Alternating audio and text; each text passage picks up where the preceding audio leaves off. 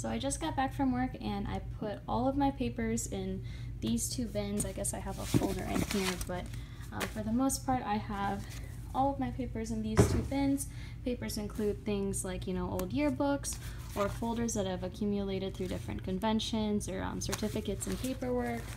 A lot of it is going to be cards as well. And I designed this method. I've used this method before, which is what got my paperwork down to, these two pretty big boxes. But before I had maybe, 6 or 7 of these. So I'm going to be using my KDJR method of sorting through papers, and I decided that I would share that with you because it's been successful in the past. So, okay, my KDJR method. I guess number 1 would be K, number 2 would be D, number 3 would be J, and number 4 would be R. Okay, going through these items, one is keeping a hard copy, so I'm going to go through everything in here, and I'm going to decide which category to put the material in. So number 1 is keep a hard copy.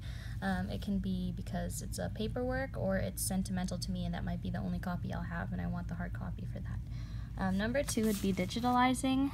When I digitalize, it means I would, go to like the library or something and scan it, put it all on a hard drive or, different flash drives that'll help me organize my stuff. So the subcategories for the digitalize would be things like paperwork, sentimental, school, or miscellaneous.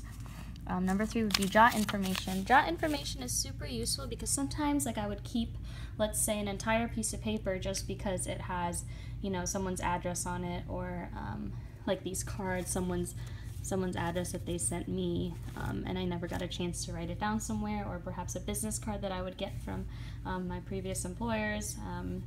This would be a good way to just put it in a specific journal or one location where I can, put in like these kinds of things.